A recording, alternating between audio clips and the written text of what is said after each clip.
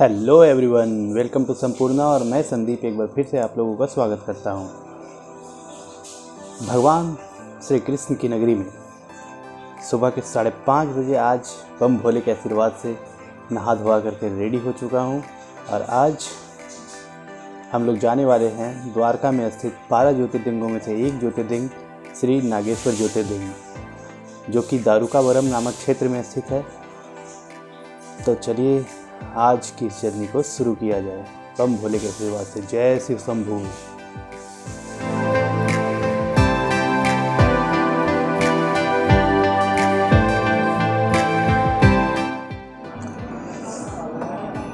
अभी बज रहे सुबह के 6:30 और हमने एक ऑटो बुक किया है जो हमें नागेश्वर ज्योतिर्लिंग तक ले जाएगा। नागेश्वर ज्योतिर्लिंग से गोपी तालाब और बेट द्वारका के लिए भी वही सेम ऑटो वाला रहेगा। और ऑटो का किराया यहाँ पे आपको 1000 रुपये पड़ेगा। 1000 रुपये में आप 4 जगह घूम सकते हैं: नागेश्वर ज्योतिर्लिंग, गोपी तालाब, बेट द्वारका और रुक्मिणी देवी टेम्पल।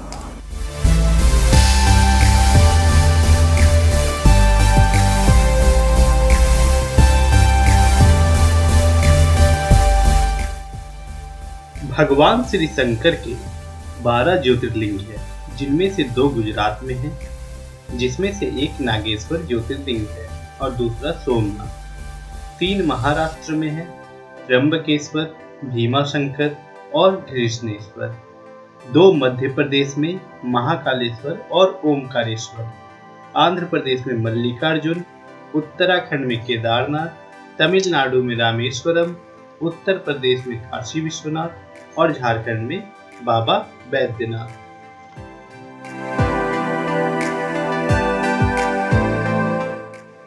नागेश्वर ज्योतिर्लिंग गुजरात के दारुकावनम नामक स्थान पर है, जो द्वारका से लगभग 17 किलोमीटर की दूरी पर है। हम सुबह सूर्योदय से पहले द्वारका से ज्योतिर्लिंग के लिए ऑटो से निकले और रास्ते में रोशनी बढ़ने के साथ साथ हम भी आगे बढ़ते गए।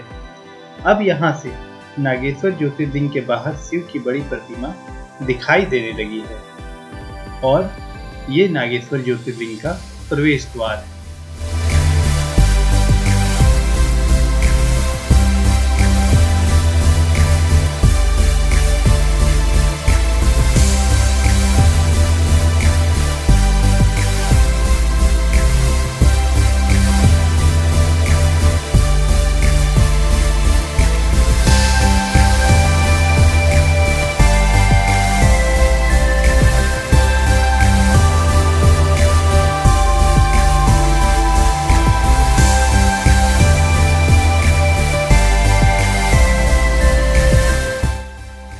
शिव पुराण की कथा अनुसार सुप्रिय नामक शिव का एक अनन्य भक्त जब एक बार नौका पर सवार कहीं जा रहा था, तब दारुक नामक राक्षस उस नौके पर आक्रमण कर देता है।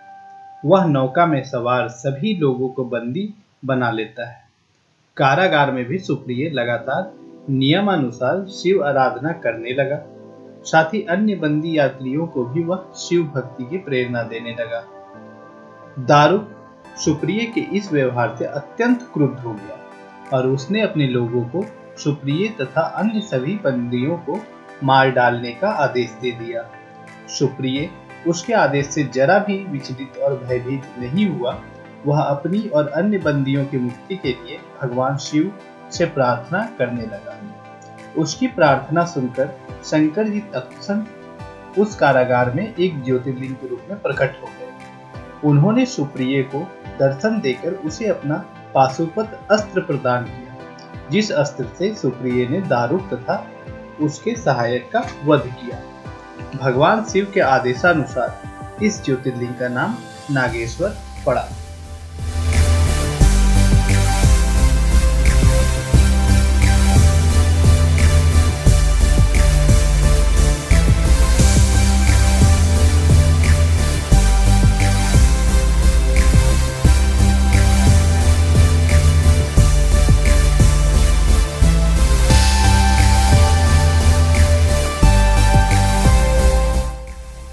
ज्योतिर्लिंग मंदिर के बाहर भगवान शिव की एक बैठी हुई एक बहुत बड़ी प्रतिमा है, जिसकी ऊंचाई लगभग 25 मीटर है।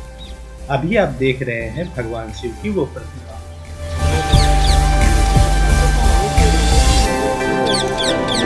हेलो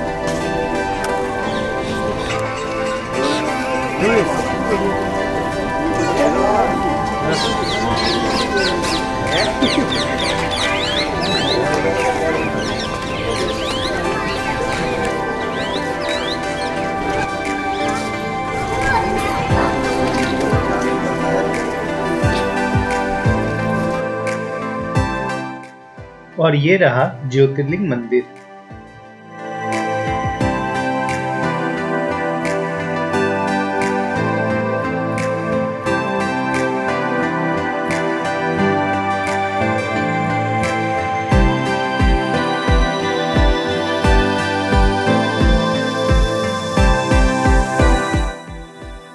नागेश्वर ज्योतिर्लिंग में हम इन रास्तों से होते हुए अंदर गए और अभी आप लोग दर्शन कर रहे हैं श्री नागेश्वर ज्योतिर्लिंग का। तो चलिए थोड़ी देर हम लोग मंदिर को अंदर से देखते हैं।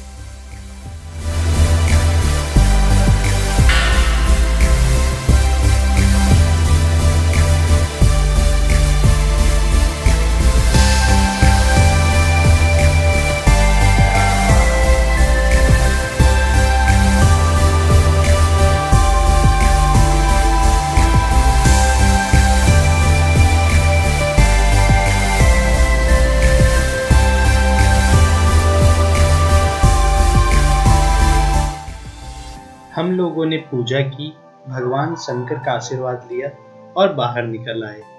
जैसा कि मैंने पहले बताया कि यहाँ भगवान शंकर की एक विशाल प्रतिमा है। इसके साथ साथ यहाँ एक झील भी है।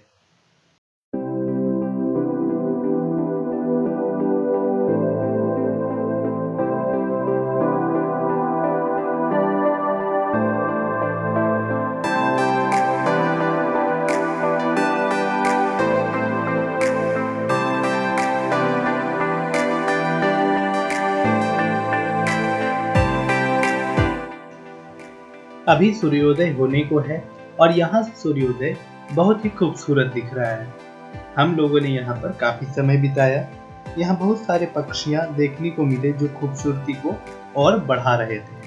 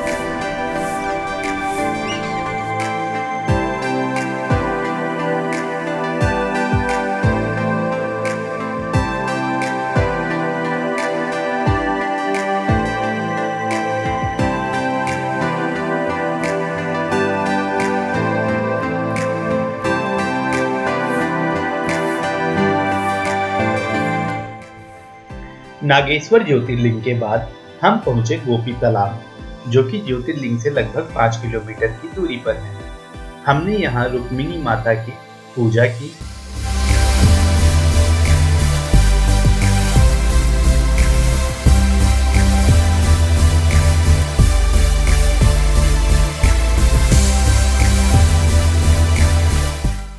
ऐसा माना जाता है कि गोपियां शरद पूर्णिमा के दिन आखिरी बार श्री कृष्ण से मिलकर मोक्ष प्राप्त किए और वे पीले रेत में मिल गए।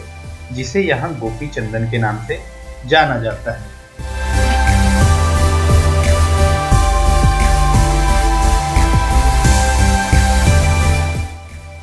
इस वीडियो को अब हम यहीं पर समाप्त करते हैं।